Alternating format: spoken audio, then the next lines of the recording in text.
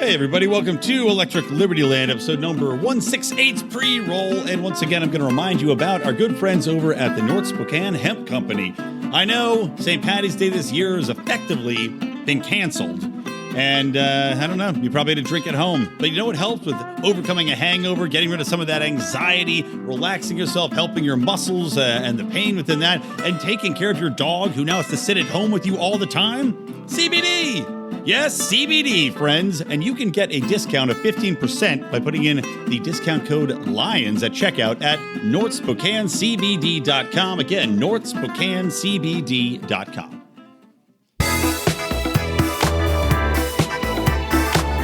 Welcome to Electric Libertyland, here on the Lions of Liberty podcast, your weekly shot of culture, comedy, and liberty with your host, Brian McWilliams.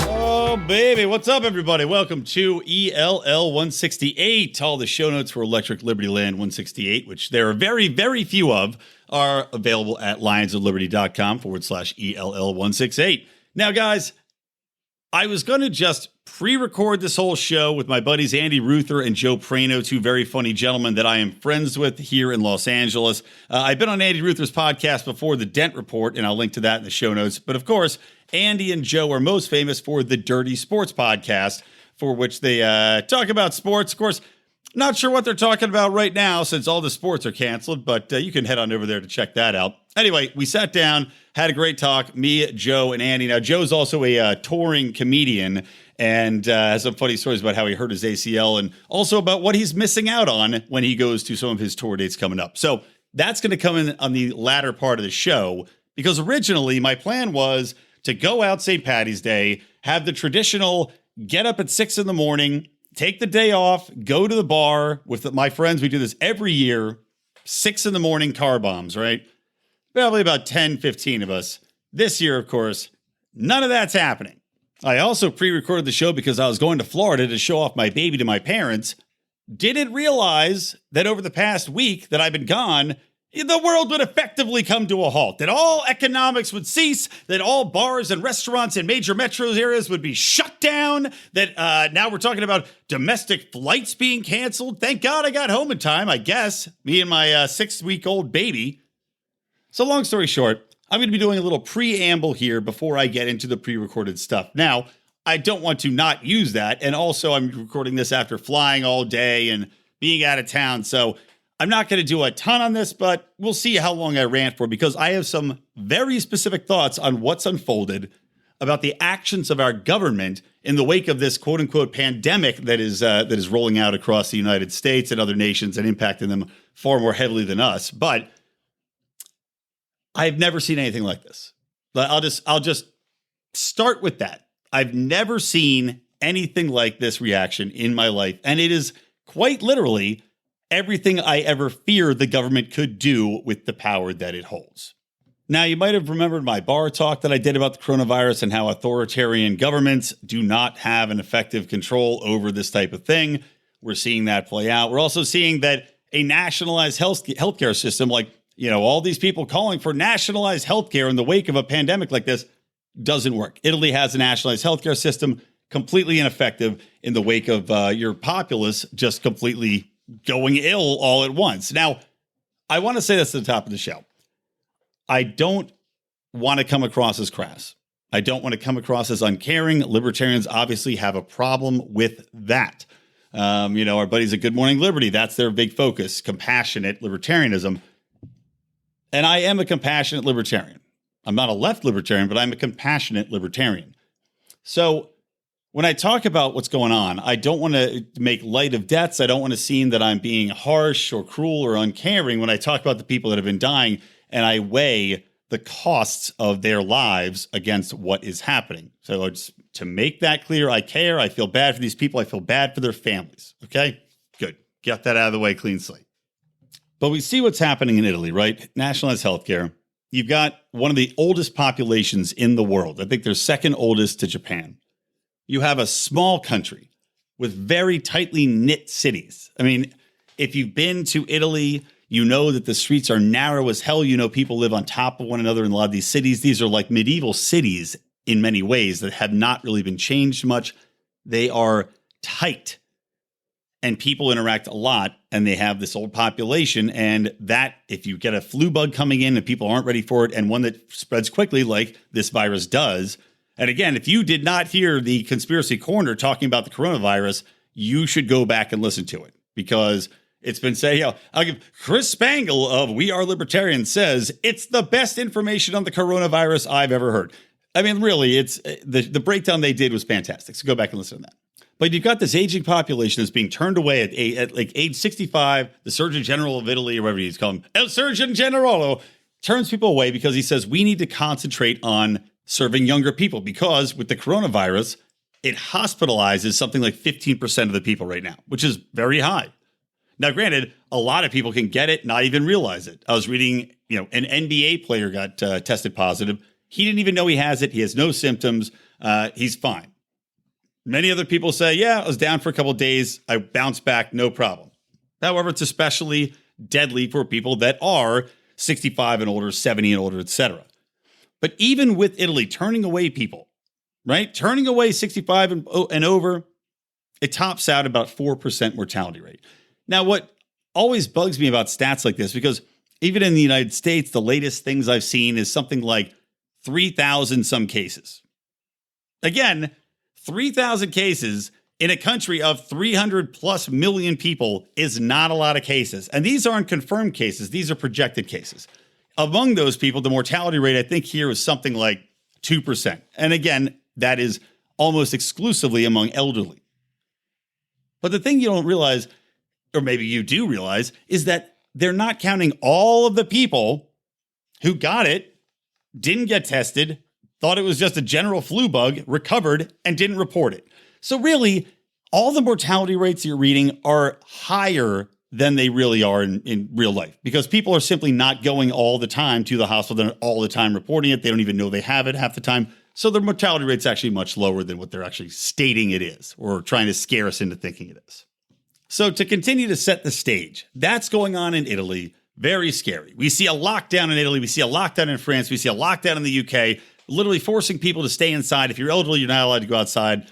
If you're in the UK, they close down the bars, the restaurants, right? They close down all the public gyms, all the public forums. You're not allowed to have this and that. You're literally locked down, quarantined in a very authoritarian manner, despite the fact that this thing hasn't spread anywhere outside of Italy in a fashion that would be truly terrifying. Now, not to make light of Italy's situation, but we look at the mortality rate. Again, it's not something where I would say, okay, it's a 20% mortality rate. Now I agree. We should lock everything down. We should completely destroy our economy, which is what's happening on a global scale now. Because the example set in Italy, the example set in the UK is now being rolled out in the United States. New York City has now put a ban on any restaurants, any bars being open. They cannot have patrons in. They cannot serve people. There's not only that, like barbershops. I know this is impacting people directly because my sister works at a bar, manages a bar in New York, popular bar. She's losing her mind. They cannot have people come in. The only thing they can do, they make burgers. They can farm out. They can say, well, they can't farm out. They can deliver burgers to people should they order them, right? Which means that they'd have to have a cook on staff. They'd have to have somebody to deliver it on staff. And then you don't even know how many orders you're going to get. Because you have to advertise, market, make sure they know you're open. You have to make sure you have somebody to drive there. Is it going to balance out as far as the money per hour with gas and traffic in New York and getting there? Who knows? Is it even worth staying open? So they have an entire staff now. They might just have to lay off. Tough tots. Those people are now screwed. My brother-in-law just opened a barbershop in New York City. Actually in Queens. Or no, it's not in Queens, in Brooklyn. Barbershop was killing it, right? He has a very loyal clientele. He brought over some good people with him. They're doing gangbusters, They got in 40, 45 people a day. They're making good money. Well, not anymore. Now, literally, overnight, everything's shut down. He's forced to close for 2-3 weeks. He's just starting a business. He's an entrepreneurial guy. Now, he doesn't know what to do. He's going to have to go to his landlord and just be like, look, I can't pay you. We just put all our money into renovating the shop, to putting it in, to putting down the payments, to get the space, to make it look nice, to market it. I can't pay you. We don't have income. So he has to rely on the kindness. And I like how the government's emphasizing everybody be nice to each other. Oh, yes, kindness. He has to tell his landlord, look, I don't have your money. And hope that conversation goes well.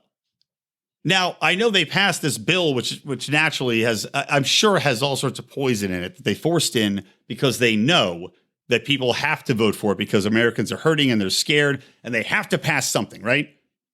And one of the funny things, go off on a quick tangent, that you'll see in this bill is that they made, like, supposedly, right, all businesses had to give their employees paid sick leave during this time. 14 days paid sick leave during this coronavirus outbreak, except companies with 500 more employees. The companies that can most afford to take that hit, that can most afford to pay that money out, they're the ones that get exempted because cronyism still rules the day. Even in a pandemic, friends, crony capitalism still rules the day.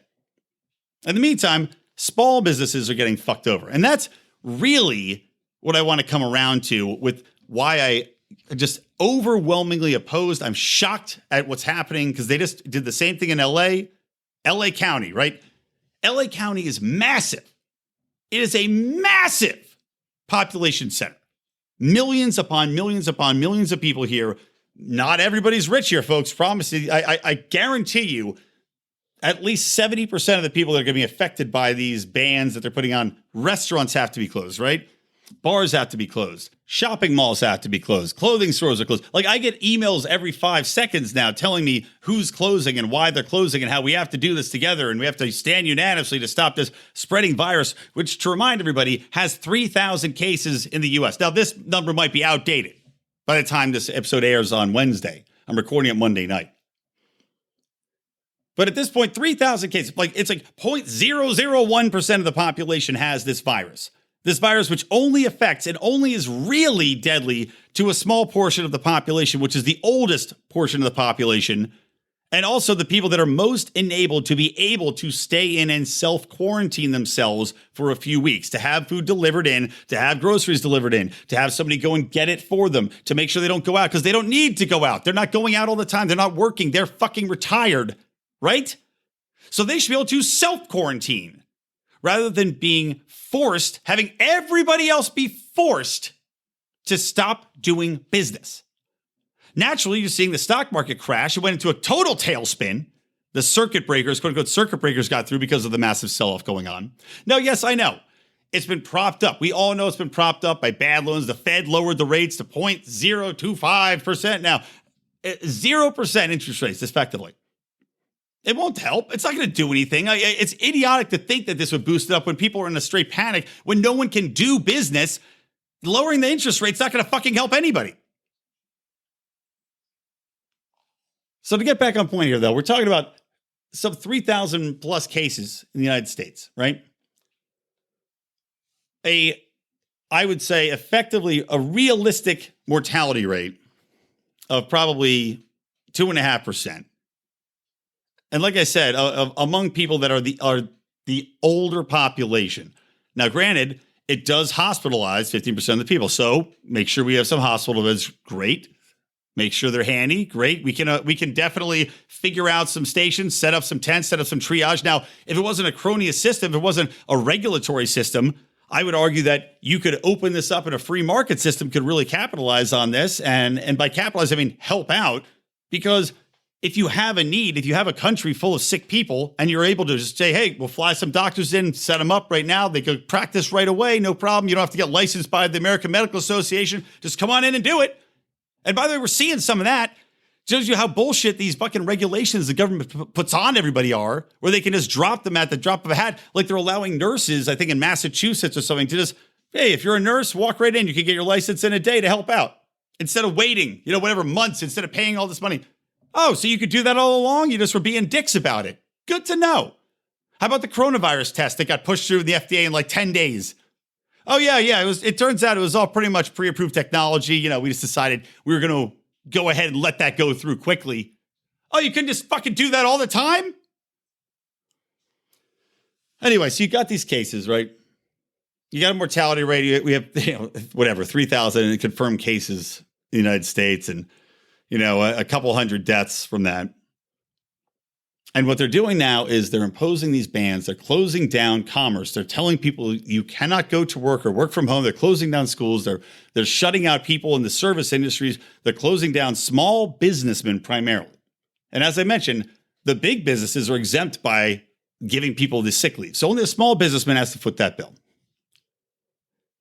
If you know anything about the restaurant industry, about the bar industry, about a lot of small businesses, you know that the margins are ultra thin.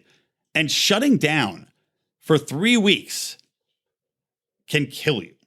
A lot of the restaurants that are being forced to shut down in New York and LA, and I'm sure countless other cities across America, because this is a big copycat, fucking fear-induced bullshit for all these politicians that want to say, oh, well, I'm going to get ahead of it. I'm going to get ahead of this. I'm going to make sure my constituents are safe. What you're making sure is your constituents are going to be fucked. Sometimes for generations. And I know people are going to die, right? Let's say we let this play out.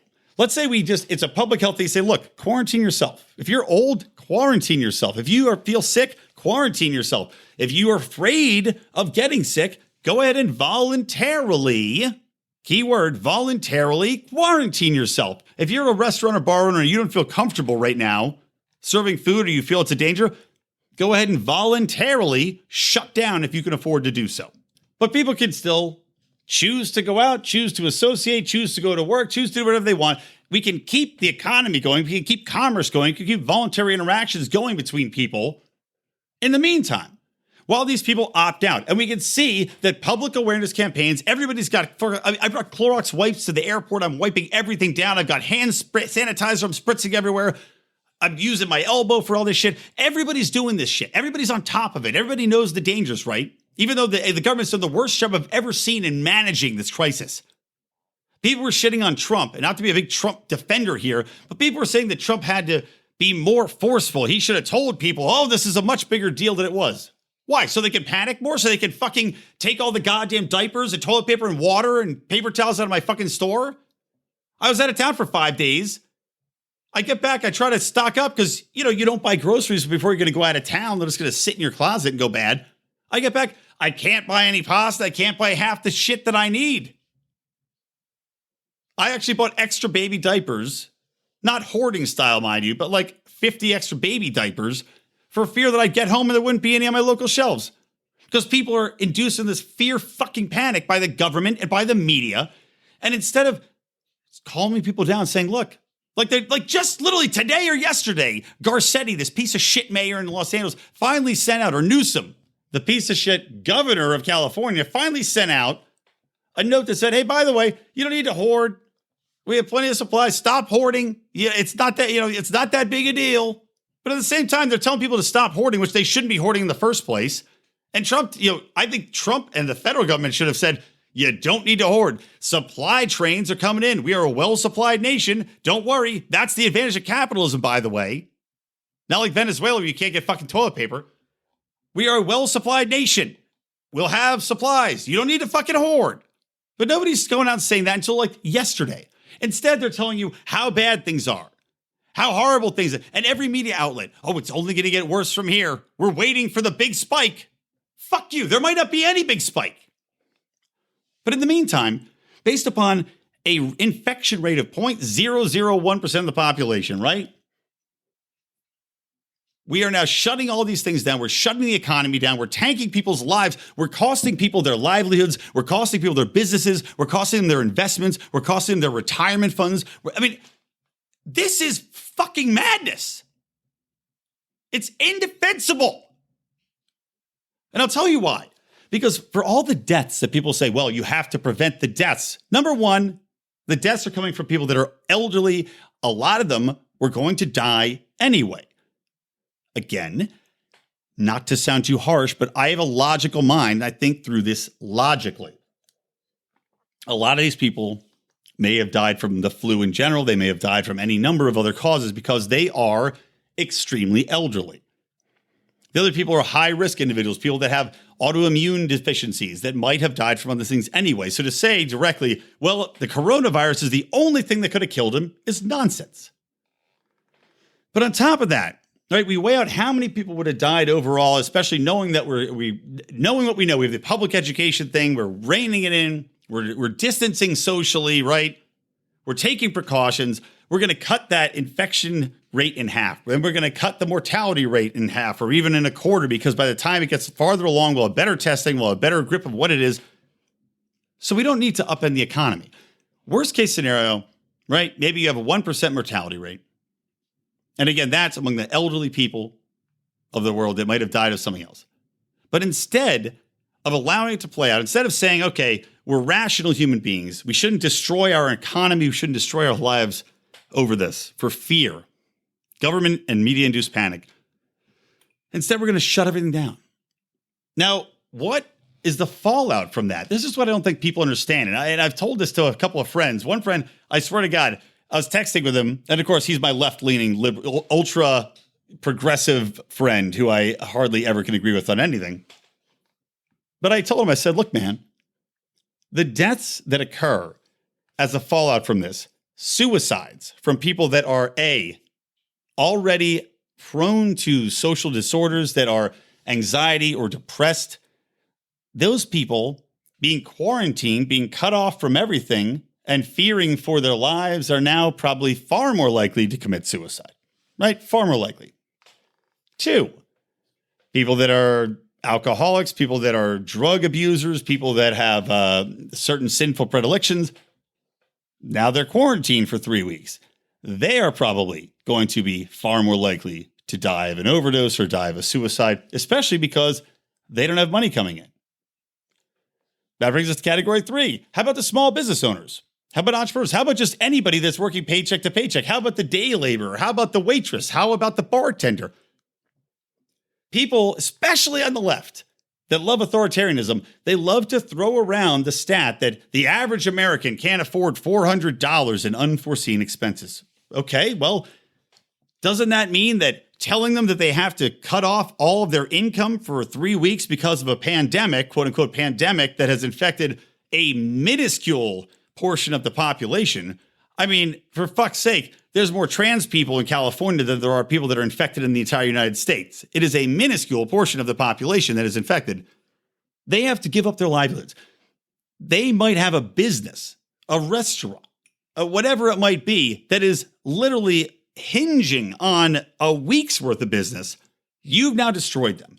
And not only that, you've destroyed them. You might destroy multi-generational income. You might destroy their ability to function. I mean, Jesus, we're literally talking about business owners killing themselves here. I'm not saying this is something that I've witnessed it firsthand. I'm saying this is something that could easily happen and play out as people see their lifelong dream ripped away from them because of virus.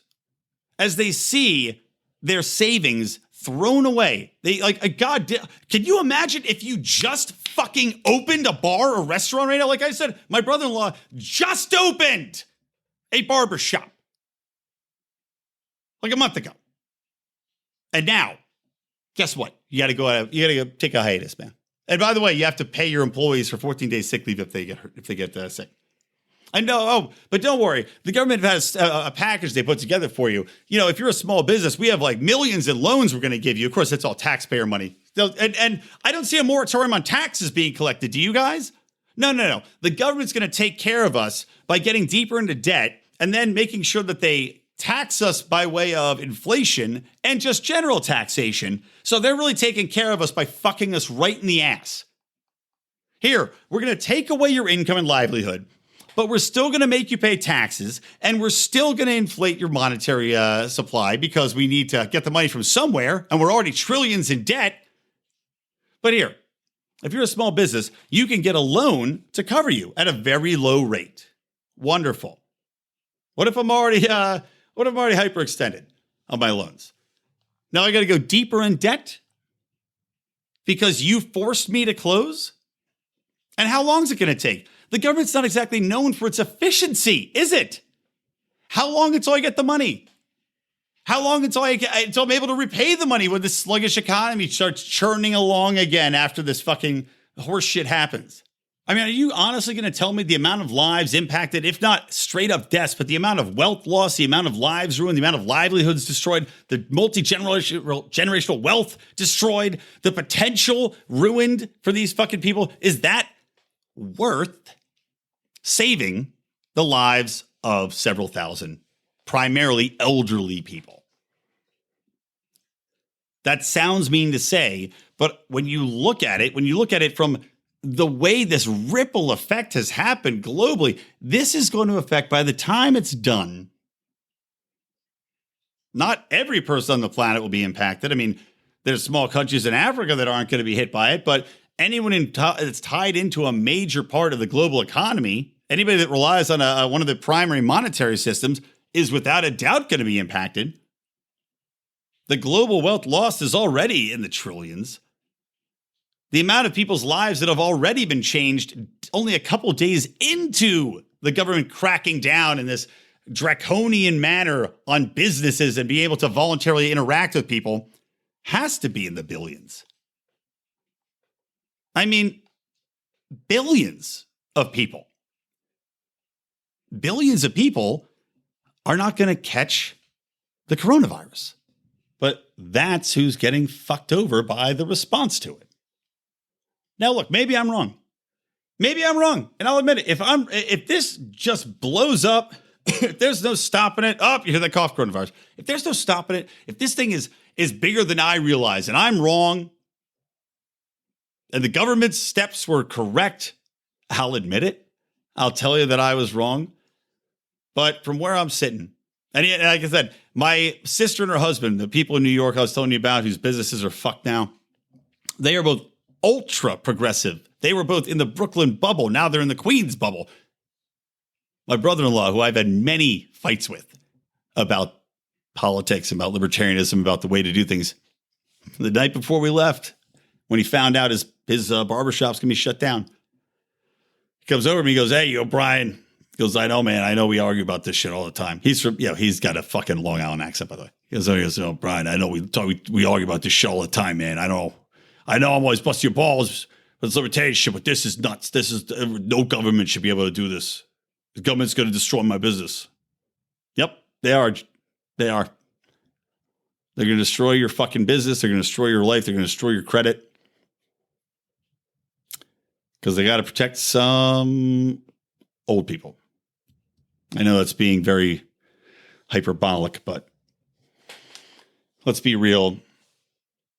Get past all of the, oh my goodness, I care so much about the people and we're all a community and we all have to come together. The people saying all that shit are people that have jobs that are not impacted by this, by the way. All the assholes on Twitter, all the journalists on Twitter, all these other fucking luminaries on Twitter that are tweeting, "Oh my God, we have to come together. We have to stop this. Oh, well, bravo to the government for taking these measures to protect us." They have more money than they'll ever need.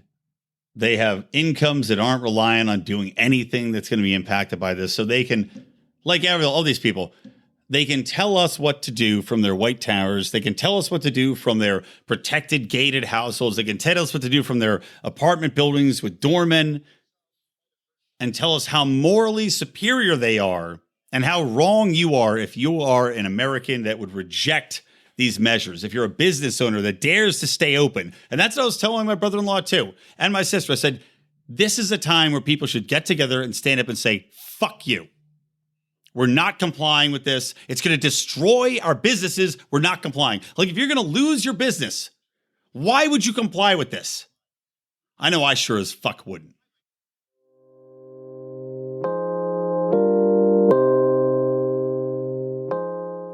Yes, good morning, Liberty is the podcast that I want to tell you about right here, guys. So Nate and Charlie, you might have heard John and I, we were on there a couple weeks ago, and I highly recommend you do check us out on there, talking about our Liberty slang and ways.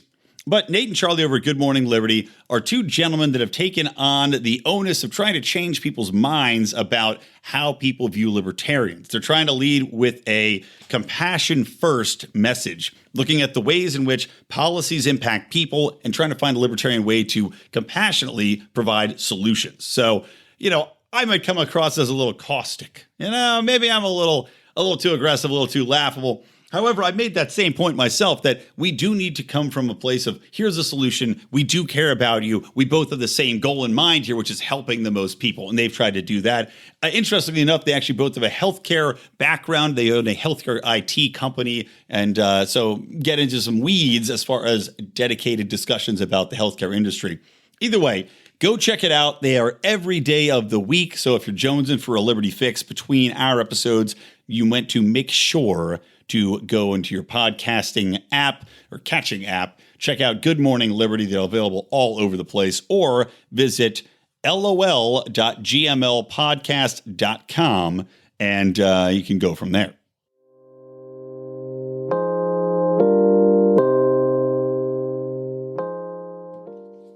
All right. Check out Good Morning Liberty. Anyway, long story short, guys, the ramifications from all this are so far reaching. They impact so many billions of people that it's crazy. I myself am impacted. It was a tough ending to last year, and it's been a promising beginning, at least it was, to this year. A lot of clients I'm talking to, a lot of new business opportunities. However, all the trade shows that I would go to have been canceled. Now we got a global economy in a spiral. Now we've got people quarantined at home. I don't know who's doing business. I don't know if my clients are making money. I don't know if we're going to get paid. Can be a curse or a blessing, you know? Sometimes when things go bad, especially with PR, what the smart companies do is actually lean in if they're able, rather than falling back. You try to lean into the crisis. You lean in when everybody else is unsure and running for the hills, and they just want to stay put. They don't want to try to market too hard. That's where you can actually get ahead and get an advantage because you're the only person doing the work then. But, people don't react logical all the time. People are fear-induced very often. So we'll see. I'm in a fight. I'm in a fight literally for the first time in my life, I think. I was very poor. When I first moved to Los Angeles, I was literally so poor for a little while. I was eating strawberries that the woman I was seeing at the time gave me and peanut butter out of a jar. And that was the poorest I've ever been. But right now, I'm not that poor. But I'll tell you, I've got a lot more things on my plate. I've got a baby. I've got a house. I've got bills to pay. And it's probably the most stressed out I've ever been. So I'd say I'm literally fighting to keep my company alive right now because we just don't know what's going on. Nobody does. But I'll tell you what, I'm not going to go out and I'm not going to buy a bunch of goddamn toilet paper to solve the problem. But hey, if you want to make me feel better, if you are one of these people that's in an industry not affected by what's going on, and I know a lot of you out there are in different industries that aren't affected, they're on service industries like mine. Maybe you're a farmer, maybe you're a gun salesman, whatever you may be doing out there in Liberty Land. If you want to make us feel better here at the Lions of Liberty, you can go and support us on Patreon. Patreon.com/Lions of Liberty. Get on in there, folks. Maybe I can stop doing the rat race, stop worrying, stop waking up in sweats in the middle of the goddamn night, and just have to do podcasting all the time. You guys would get so many more podcasts if I actually made money off this. So many well-informed podcasts, too.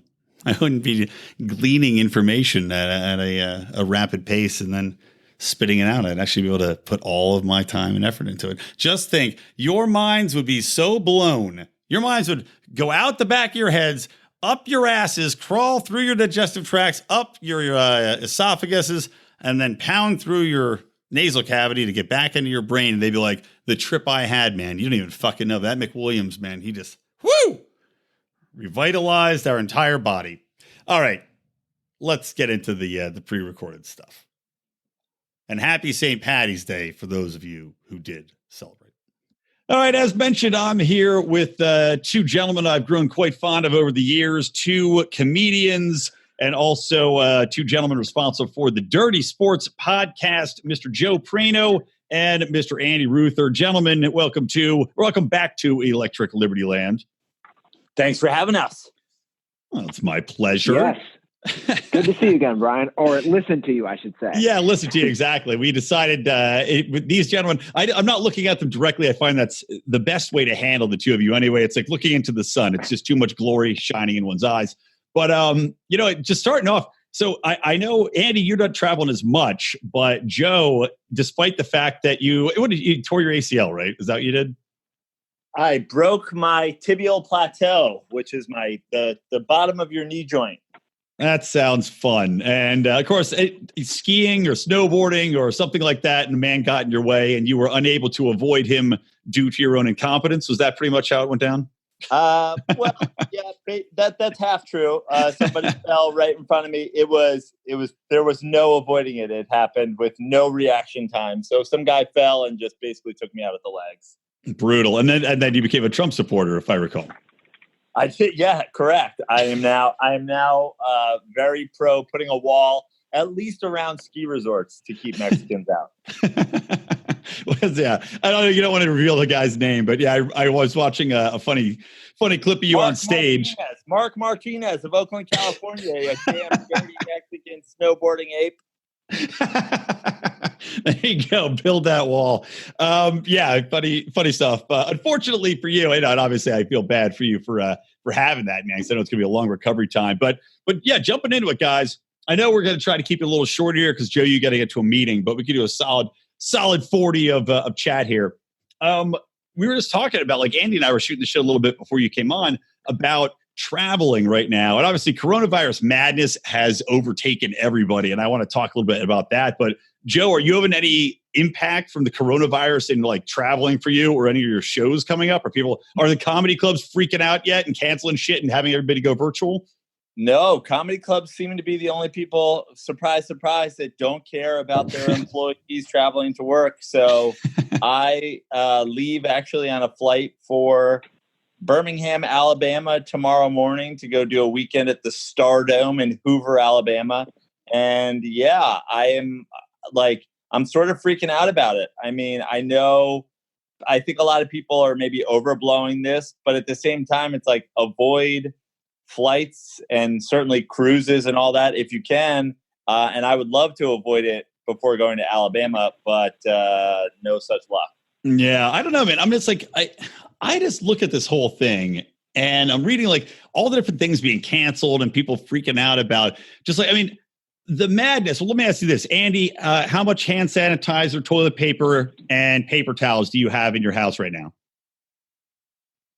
It's funny you ask. I have one roll of toilet paper, on the actual, the roller, and I have a spare one. I just looked, and 0 hand sanitizer. I'm not too concerned. I'm not a doctor. Clearly, I haven't read probably enough on everything, but I'm one of those people who looks at the facts, and the facts are right. They're out there that way more people have died from just the normal flu, which obviously they have vaccines for, and this is a new sort of virus. But I think we live, to me, this is a microcosm of freak out culture, social media culture, overreacting, cancel culture. They're kind of all lumped together, right? So yeah. I believe 30 people have died in the country, 30 out of 300 plus million. I don't know, like, maybe am I naive? Who knows? But that's kind of my stance on all this. And I think it's laughable, the freaking out that everybody's doing. Yeah, I'm with you there. And I'm like, just going to my local Costco, like, actually, if you watch the news, because we're all in LA here, if you watch the news, I think ABC had it on and whatever else, people were sending camera crews to my local Costco down here in Hawthorne because that's where the most amount of assholes were lined up to buy all this shit. And I went in there after I tried 2 days in a row to go in, and it was just like line of 100 people deep buying water bottles, buying toilet paper, buying paper towels. I could not believe it. And to your point, it's like it hasn't set in yet. People aren't dying like crazy. And then the Surgeon General came out and he's like, well, the people that are at most at risk is 80-year-olds. That's who's dead. And, the people that are maybe at risk, 60-year-olds. So here's the next question. How big do you think this is going to have an impact? Because I'll give you an example, right? 2 things I just read about. And by the way, this is going to air about a week from today because I'm pre-recording this so that I don't have to record one on St. Patty's Day, which would just be a wreck. But right now, Harvard suspended classes, right? They're like, they told people don't come back from spring break. We're doing classes online. And then also I'm hearing the NBA, MLB, they're all talking about playing games with nobody in the crowd. So guys, you do a sports podcast. what do you think about this latest round of horseshit? And is this going to impact the NCAA tournament? Are they going to have games with nobody in the stands at these games? Yeah, I don't understand. Like Andy said, it seems like to be a bit of an overreaction. It's like if you're going to be out in the street, you're going to be walking by people as close as you would be if you were at an NBA game to a player. You know what I mean? Like, yeah. I understand them saying, okay, we don't want to have press have access to the locker room anymore. Okay, we're all, it's when we're all covered in sweat and it's close quarters and whatever. But like this canceling, like they canceled the tennis tournament out at Indian Wells, the canceling of these mass events, it's like, I don't go to tennis matches and lick the hands of the people next to me. Like, I don't even talk to the people next to me. So if this isn't an airborne virus and we're talking about, wash your hands and use hand sanitizer and whatever, like, I don't understand how any of this stuff is stopping the spread. Yeah, exactly. It's not like you go to everywhere else and it's like Nick Cage and Face Off. You're just dragging your hands on people's faces all the time. Yeah. But yeah, exactly. It's like, I mean, I get, like we were talking about earlier, I get limiting your exposure to, like you said, air travel, fine. Don't go on the cruise ship, fine. But yeah, like going to a restaurant, going in public, who cares? Wash your hands. I mean, you can even wear a shawl over your face, adopt the burqa. Maybe that's the solution here. And it seems like a lot of people are reacting to this thing without any information. Like, what is with the toilet paper? Does it make you shit? Like, why is everybody in a mad rush for toilet paper? Also, water in Los Angeles, I mean, I know there's a lot of places where water isn't drinkable. I wouldn't highly recommend drinking the water here every day. But, like, if you need to drink the water out of your sink in Los Angeles, you can. And you can certainly use it to clean your asshole. Yeah, like, if I can hop in here. Yeah, man. I was going to say that's confusing to me. Again, to kind of piggyback what Joe's saying, I don't understand it. This isn't a illness that has infiltrated the water system. If you have a Brita, like most people do in 2020, like myself, why are you going, and I'm a frequent Costco shopper as well, as I do a weekly segment, Andy Goes to Costco, which, by the way, everybody should watch on YouTube. Anyway, great plug right there. Yeah. But when you go to Costco and it's completely out of water, it's mind-boggling because you're like, wait a second, did the coronavirus enter the water stream of major cities? Because I don't know, maybe you guys don't know what's the rationale that they're going to get quarantined and they will need bottles of water. But again, is that it? That is what I had read because we all had the same thought. It made no sense to me. It's like, and even it's not like you can't just pop out to the store and buy some toilet paper no matter what. Even if you're quarantined, you can probably still order it on Amazon, drop it down the chimney, have Santa Claus, like whatever. You're not going to be out of toilet paper. If they quarantine you, they're going to be like, well, we have to give these people something to wipe their asses with, clearly. And yeah, the water pipes aren't burping. It's not like an ancient plot where they poisoned the water well and somehow everybody's got to find another source of water. It's all just insanity. And I can't figure out the impetus of that input, like we must panic buy shit. It's like what people used to do on the East Coast when there was a blizzard. They'd be like, well, I bought it but then your pipes would freeze. So it made some sort of sense. This makes no sense. Also, let's be honest. If I'm quarantined for 14 days, I'm going to get a little loose with the wiping of my ass. God, yeah. I'm not going to see people. I'm not seeing people. No one's coming over. Like, it's wallowing in a mess of just your own filth and crepulence. There'd be a lot of porn watching. I guarantee if we start seeing mass quarantines, I'm going to buy, if there's a public stock in like Pornhub I can buy, I'm investing heavily because that's going to skyrocket. Now, Brian, this is sort of a political podcast, so I got to ask you what portion of this do you think is politically driven? They say every 2 years there's some virus that pops up right around election time. What's your thoughts on that? I definitely think that the media hyping it up and like the World Health Organization and CDC getting it all, I do think there's something to that. And especially if it's, I think a lot of times it corresponds with something going like a war going wrong, or an election cycle where it gives you something to fight against and say, this is why we need urgent action. I mean, maybe the deficits have gotten so high that people were starting to pay attention to that. And they're like, well, we better get a virus in here to really knock these people on their asses. Maybe China, they're saying it stems from China originally, the Wuhan virus from the sea market. Maybe the Chinese were like, people are really waking up to all these Chinese Muslims were throwing in these re-education camps. Let's get a virus out there, or however you'd say that in Chinese. Let's get a virus out there. So, yeah, man, I don't know. I don't think that's Mandarin, Brian. That might have been Cantonese.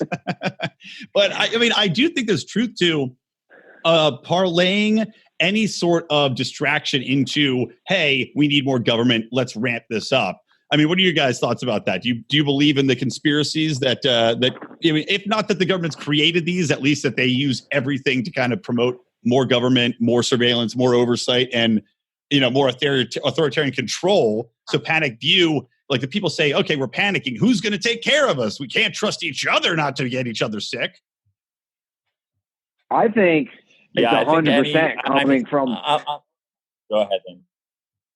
I was going to say, people who don't want Trump reelected. I mean, Trump's, not that neither Joe nor I are Trumpers, because we're not, but Trump's whole basically claim to fame, right, at this point for his presidency is how successful the economy's been. Yeah. So now this is basically terrorizing, for lack of a better term, the economy. So now we sit here as the election gets closer. That's my thing. I mean, out of curiosity, I go every single day to all the major news outlets. CNN literally every single day now, since I started checking about 2.5 weeks ago. The lead story is always the coronavirus. To me, that's obviously a blatant spin is my point. Yeah. And people are sheep, as you know, Brian, and people fall for this and they see it. And that's kind of my take. It is 100% a political spin, whether you want to call it conspiracy or not, whatever, to kind of dismantle the Trump presidency for re-election. Yeah. Well, did you see that one of these, some of these people in the that are trying to run against people in districts where they're trying to take down like a GOP incumbent or somebody that was associated with Trump? I saw one lady, God knows what district it was, but she had a truck that she wanted to have going around. She was crowdfunding it for people that was like, this coronavirus outbreak is all Trump's fault. And you got to go, what logic leap do you have to make where you're blaming a virus that originated in China to an outbreak which has still been pretty much contained in the United States and somehow blame it on Trump? Like, it makes no sense whatsoever.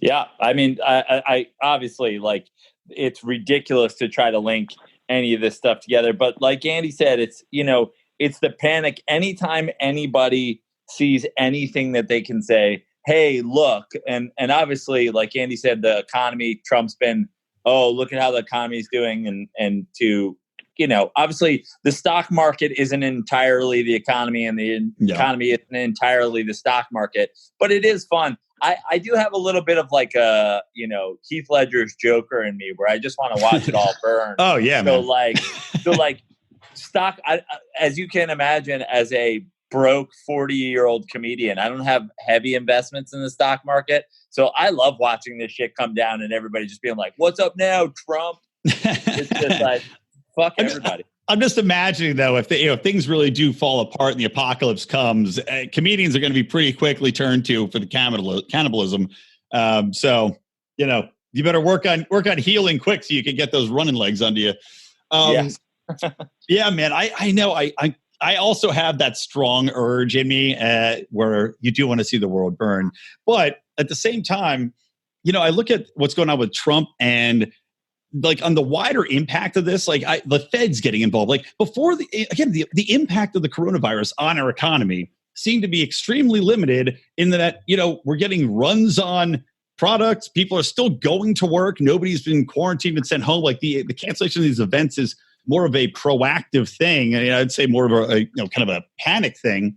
But as far as the actual economy goes, nothing is that impacted. But then you have the Fed lowering interest rates. And now you have Trump talking about a stimulus to get in the economy. So it's like, great, we're going to go deeper in debt to throw money at a thing that we don't even know if it's a problem yet. Yeah, so far, it's canceled. It's canceled Coachella, it's about to. It's like, as far as the economy goes, I mean, Molly dealers are definitely probably about to struggle a little bit. But like, I don't think this has that effect on, the global marketplace. That's one of the, you'll see everybody will be quarantined, but the people you will see driving along the streets will still be the drug dealers. They'll be making the house calls, going in full hazmat suits. So I don't know. I mean, like coronavirus overall, it seems like, I don't know, a global pandemic is what they're calling it already. Like, how much blame do you think the organizations like the World Health Organization, the CDC, how much blame do you think they should take for every, again, SARS, what was the other one? The bird flu. Every few years, they roll out one of these things. Are these organizations valuable to us, or are they more or less jokes that are only serving to rev up the populace and cause, global panic and economic collapses in places? Well, you got to remember, most people are stupid, so they need to have a 3-letter something that they can turn to for answers, whether those answers are right or wrong, to give themselves some sense of calm. So if we didn't have them, the people, the idiots out there, the people that are hoarding toilet paper would be freaking out. And so, I mean, I think I obviously I don't think that they're doing a great job, but I feel like we need them just to have a guy in a suit going like, "Here's the deal," so that people don't turn to cannibalism immediately. Yeah. Well, or do. I mean, if we're getting ahead of the curve, you might as well start eating people now to get used to the flavor. It'd be like people that eat sushi for the first time. You're not going to like it right away. Or drinking coffee. So I've been slowly eating a human just for the past week to get my palate kind of prepared. Smart. Gotta say, that's smart. I want to ask you guys this, actually, because I was thinking this myself, and you bring up those organizations, Brian. I mean, have you guys ever seen in our lifetime? I was thinking about this last night. I've never seen where just stuff's getting canceled. Like Joe talked about the Indian Wells tennis tournament. They're moving Coachella 6 months. It might end. South by Southwest. I've never. Again, we live in this just fear-mongering, heightened society, which all started when Trump got elected, right, 4 years ago. And it's just continuing to accelerate. But can you guys recall? I can't recall anything. Think about this. Harvard is telling students not to come back. Aren't they supposed to be the education, basically the epitome of the best school in America? It kind of blows my mind because personally, it doesn't affect me. And actually, in a way, I love it. Because guess what? The gym I go to, the one, I don't know if you still go to that one, Brian, that LA Fitness, no one's in the pool anymore. Went again last night. No one's going to the gym. No one's going out.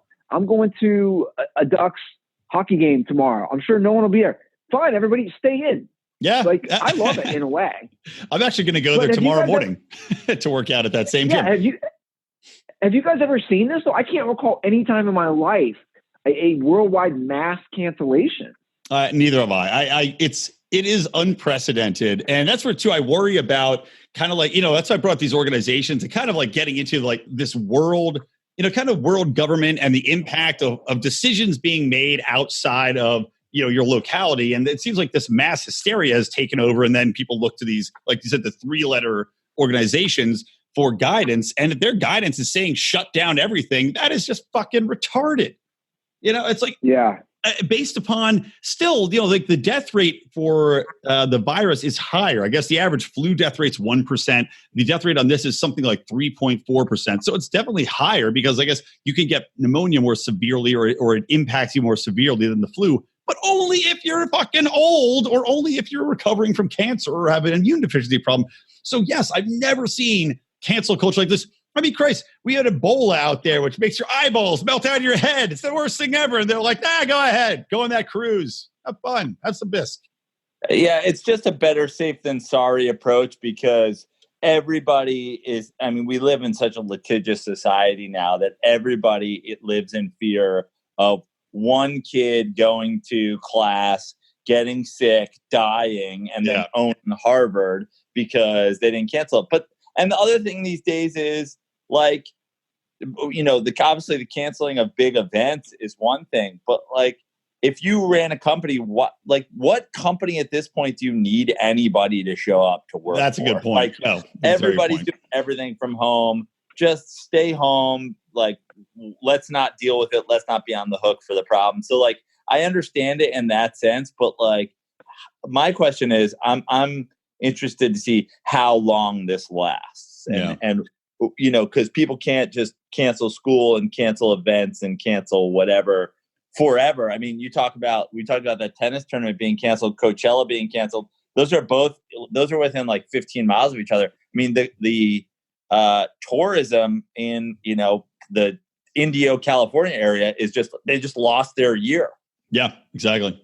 I was thinking about that too. There's another area I was thinking about that exact thing. Like you're just destroyed if this kind of thing impacts you. And granted, people were tweeting about that. All the wokies were tweeting about the poor people in South by Southwest in Austin that they love having their tips and the workers to show how sympathetic they were online and get the likes. But no, you make a very good point. Actually, one thing I thought about while you're talking about that is, wouldn't it be amazing if the outcome of this virus, the great outcome for all of our society, was in fact that it eliminated having to go to an office?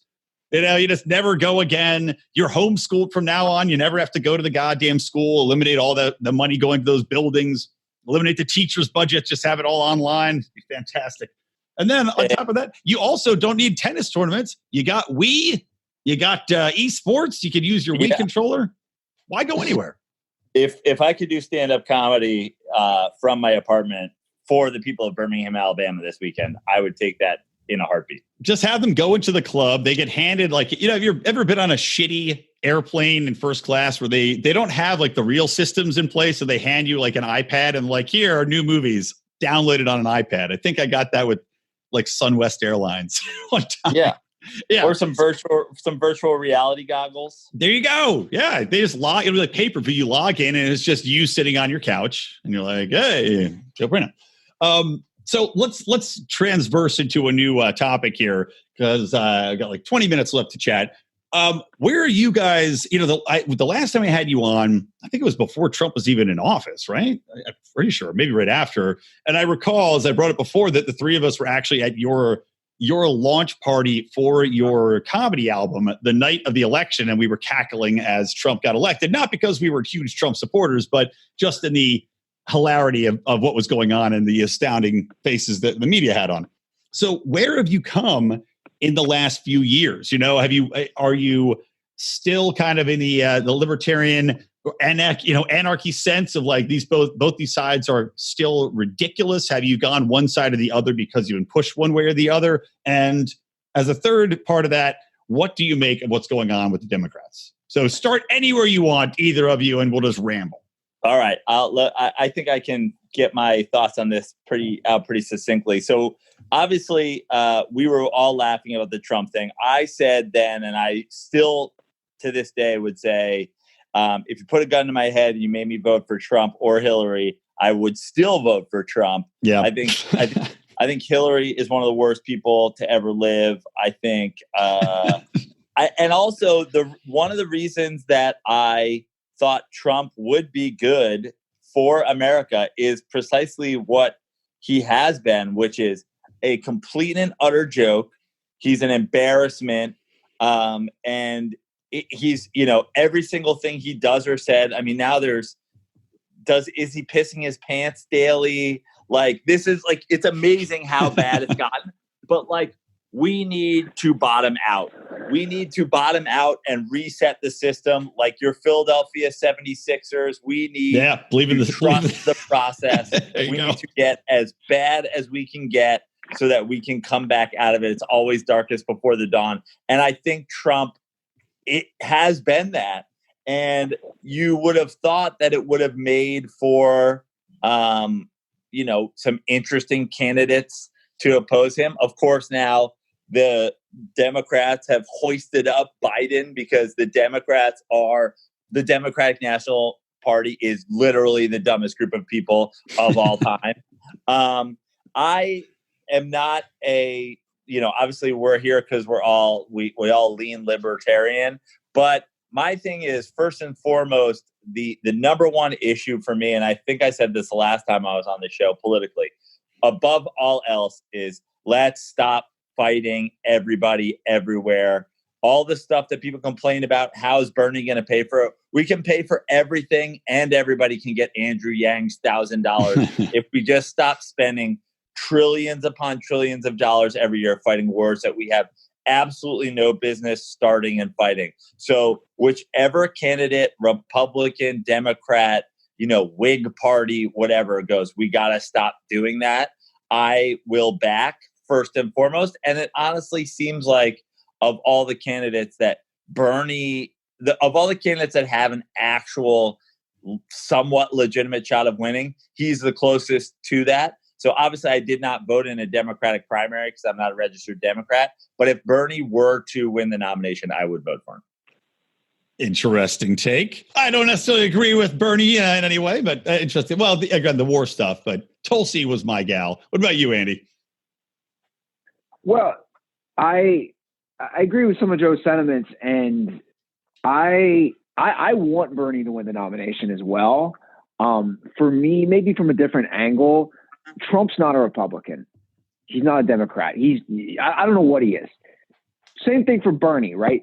What I would like to see, if you have two people who aren't the quote unquote traditional two parties, I think that might create at least lead to maybe some sort of new parties. And that's kind of been my biggest gripe of our political system. We've been around for a few hundred years as a nation. We still have an antiquated two-party system for the most part. You know what I'm saying? Obviously, there are libertarian candidates and there are different types of candidates that you can vote for that are going to be on the ballot. But as far as mainstream, that to me moves the needle farther in the direction of creating a more diverse group of parties. I don't know if I'd vote for Bernie, but I definitely agree with Joe's sentiments on the war stuff. I mean, if you literally just stop spending on the stupid wars, and also let's put in quotes, war on drugs, that war as well. Yep. It's not brain surgery. You have trillions of dollars that you could put towards the actual citizens of this country and our own infrastructure. So that's kind of where I'm at. And I also agree with Joe. I mean, it's mind-boggling, the Biden thing. It's like, he's male Hillary. Yeah. Like to just go back to this guy, they're just going to keep shooting themselves in the foot. And I don't know. I don't know who has a better chance against Trump, but I just think going with somebody like Biden, if that ends up being the case, it just doesn't bode well for that party. Well, Biden definitely is just, what's shocking is that, and by the time this airs, there's like mini Tuesday, which is the day we're recording this, but Biden might have really gotten even a larger lead on Bernie, because Bernie didn't have as strong a showing as we expected, the last Super Tuesday. And Biden just, I don't know where his support's coming from. I think just people kind of are too terrified of the socialism aspect that Bernie is bringing to the table. And that's where me, from my standpoint too, I still won't vote for Trump or Bernie. I'll go third party, which we'll see who that ends up being for the libertarians. But my fear is that as much as I would say, okay, I understand the aspect of Bernie getting in there, because obviously I'm hugely anti-war as well, I worry two things. Number one, I worry that Bernie will make a deal to keep the war state going in exchange for universal health care somehow, and that'll be the deal with the devil, which will just double down on the most expensive things now, because health care will jump to the top of the list and war will be right there with it. I don't know if he has it in him to really fight back on that when it comes down to brass tacks.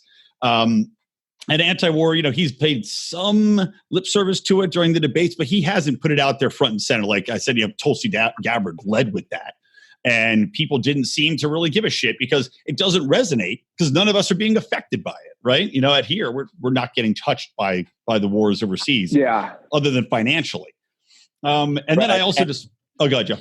And I agree with you. That's what Tulsi was leading with, and I think it was the strongest play. And there's obviously Tulsi, first of all, she came out of nowhere. She really was never going to have a great chance, but then she's kneecapped by both sides of the media saying, she's a Russian asset, whatever. It's like, because you can't say we should stop killing brown people over oil without people saying you're working with Russia. Like, it's so dumb. But I agree with you on Bernie that, he leads with healthcare. He leads with the environment. The anti-war stuff, even though he has been sort of anti-war as an actual politician his whole career. Yeah, his voting record is something that I agree he should be putting out more toward the forefront. And if he were smart, I think he would do it. I think a politician that wanted to accomplish what he would want to, that were the things that he wants to accomplish, would do it in that exact same way that I have always approached this, is say, I'm anti-war first, because not only should we stop killing people over nothing, but it saves us all the money in the world to do all the things I want to do, from healthcare to the environment to whatever. And Tulsi had actually said that at one event. She had said we can put that money towards healthcare and environment and everything else. Now, I still think it won't come close to paying for it. So I'm just completely opposed to universal healthcare as a concept. One thing that I might consider on a very small level would be like catastrophic healthcare for people that can't get insured, some sort of Medicaid for just a tiny segment of the population. But overall, I just think going down that path is a nightmare. And then also you look at the countries that have these national healthcare systems, and their coronavirus is just like, if the coronavirus hits them, they are completely fucked. Like, they're totally fucked. And we look at just how that would play out, how we have and also you look at kind of the way rationing works and like the panic of people buying all this other stuff. If there's no rationing for healthcare based upon actual need and actual urgency, it's just going to get overrun. It's going to be, I can't support a candidate who's pushing for universal healthcare. I just can't do it.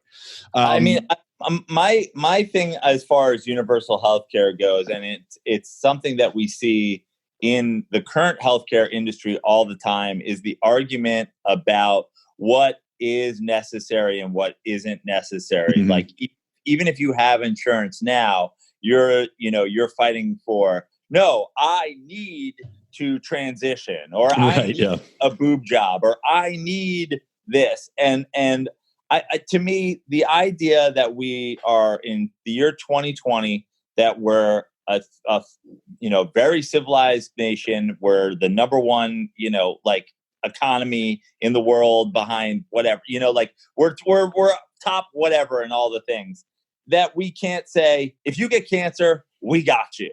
If you break your leg, we got you. If you're in a car accident, we got you. Like, there's really not that many things, that you can put on a list of shit to say, this isn't universal healthcare, but like you said, it's catastrophe healthcare. If you have cancer, if you're in an accident, if you come down with this, like, we're going to take care of you. Oh, you're some person that goes to the doctor for every sniffle and every scratch. No, go fuck yourself. but we should be taking care of sick people. If you have cancer, if you have Alzheimer's, if you have fucking Lou Gehrig's disease, if you've got that should be paid for, in my opinion. And honestly, I know that goes against sort of the government being less involved in things, which we're obviously all for. But we're talking about taking care of citizens who are dying. Well, I'd say that's the thing. For me, you look at the way the actual outcomes play out, though, in situations. Now, granted, the only thing I can compare this to is like the NHS over in the UK. And I make this argument a lot, is that the United States right now, though, has like the highest cancer survival rate of any country, like any country. And there's a reason for that, because you get sick, you can get this treatment. Now, it's much more expensive, and there's a lot of reasons for that. The government, one of them, because of the cronyism in the system, the insurance systems, the way that works out. But if you get sick, you might financially be like, shit, but you're alive, right? And in the NHS in the UK, they actually have pretty low cancer survival rates, because you go through the system, you're waiting a long time, you cannot get the treatment you need right away, because it is still rationed out. And there's ups and downs for all these things. And I also think, though, you have the free market operate, you get the government completely out of it, you get the insurers out of the way, and you have direct doctor relationships, like kind of we envisioned in a libertarian standpoint. If you take those steps, I feel like also you're lowering the cost of healthcare. You're enabling people to go direct, and also charities would have a better opportunity to get in there because you don't have insurance in the way. So the cost is lower. Charities can apply what they have, target their mission better to then provide, if you get sick, that help that you could need. So, and again, there's a lot of moving pieces to healthcare, and it's always, we all want people that are sick to get care. It's just figuring out the best way to do it. But I will say that for me, it still comes down to, I just, any government solution still seems like a bad solution to me. And the VA is a good example of that. I mean, atrocious what goes on. And that is taking care of people, of a specific segment of people, and people that have fairly dire needs, and they drop the ball across the board. Right. Absolutely, for sure. I want to hop in with a personal anecdote real quick. Joe's talking about serious illness and cancer and those sort of things, or a horrific accident. My problem is nobody talks about just the basic stuff. I don't understand the finances because that's not my area of expertise, obviously. But nobody talks about why. Take, for example, me in December when I need to re-up my dose, my 0.25 milligrams of Xanax that I take to fly, which could not be a smaller dose. The fact that my doctor says you need to schedule an appointment for me to see you before I can re-up your prescription. Nobody talks about that stuff. How then the bureaucracy, right, Brian, of me having to go in there, pay the $50 copay just for me to look my doctor now and go, yeah, dude, I'm flying next week back home for Christmas. Yep. Nobody talks about all that bullshit. Oh yeah, exactly. To me, that's the problem. And what I did, and I just got another flyer for a different system in the mail. What I'm doing now is I have like basically a crummy, what you call in case of emergency for basically a pun. If anything happened to me, health insurance. I'm paying now for one of those premium healthcare monthly memberships. Does that make sense? It's not considered healthcare. I don't know if you know about this, where I can go see a doctor. I pay $150 a month, unlimited visits to a doctor, no copay. It's all done on an app. It's with this company called Forward. I'll give them a free plug because it's worked out great for me. But my point is, to me, this is where the healthcare business is moving, and it's kind of where the free market has opened up, which I like to see. Is they're saying, hey, there's a void for certain things where people just want to have a physical, or they just want to do things, or if something comes up like an illness, they don't have to mess with a copay, or they can see somebody instantly. So it's like a gym. You pay a monthly membership, and that includes a lot of things, minus, like I said, a terrible thing like cancer or a car wreck.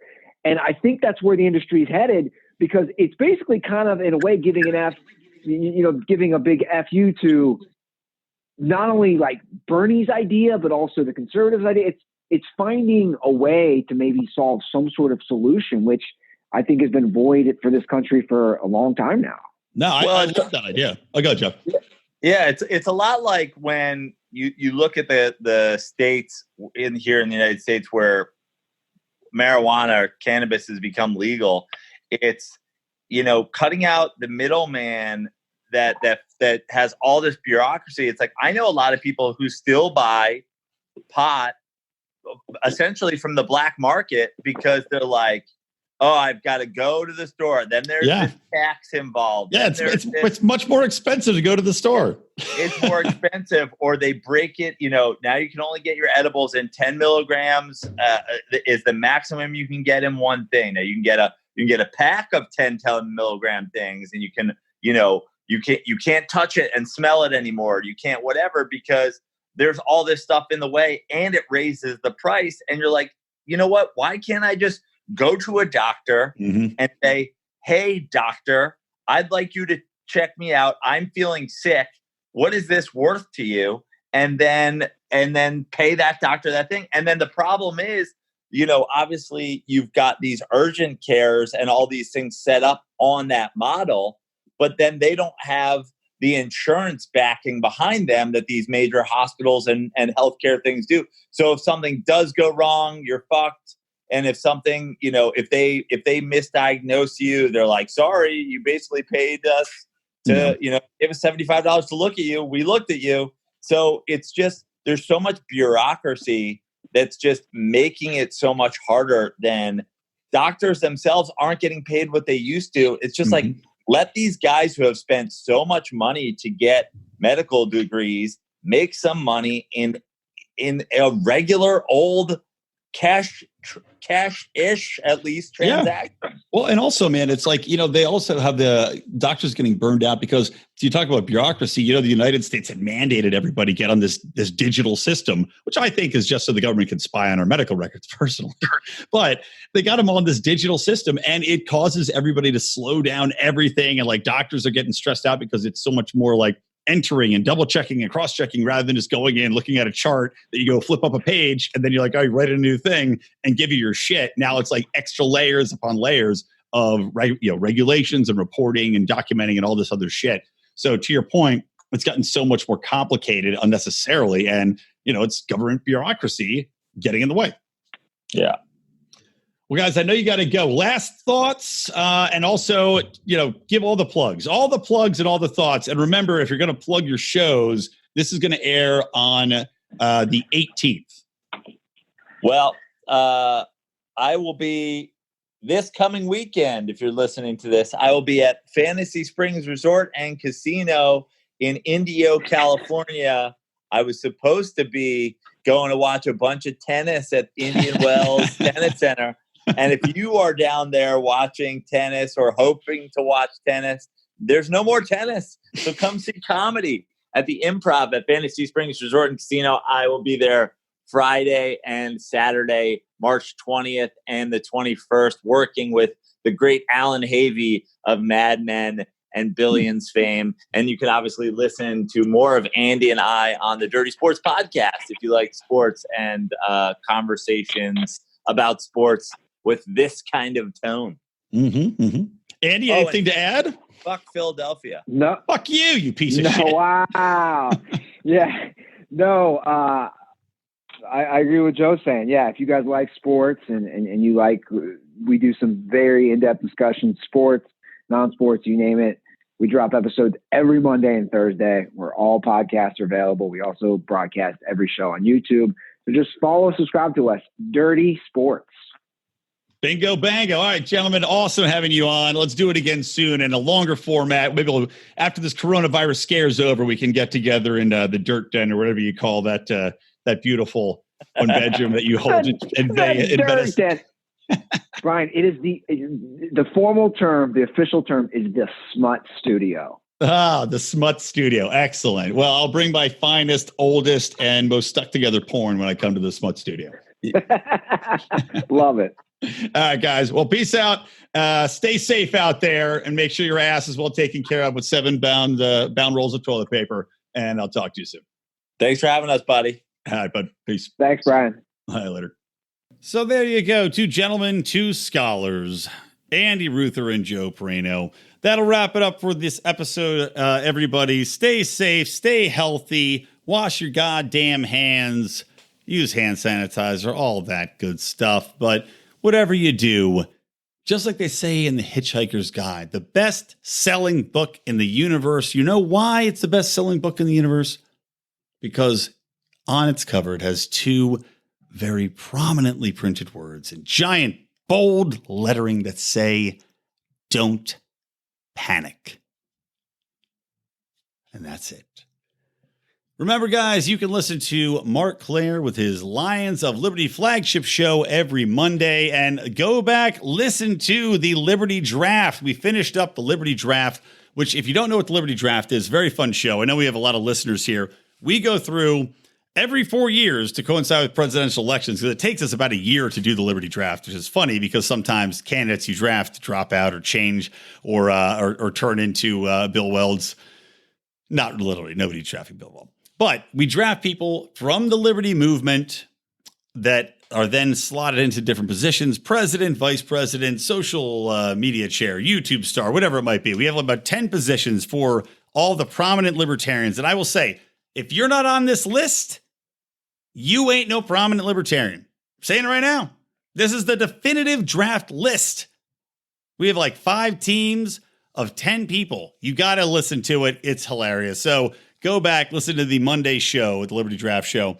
And I'm, of course, here every Wednesday. We got John Odioderman on Fridays with Felony Friday with his look into the criminal justice system. Make sure to check that out. Incredibly important and insightful show. Otherwise, guys, thanks for listening. I'm Brian McWilliams. This is Electric Libertyland. And I want to remind you to always stay plugged in to liberty.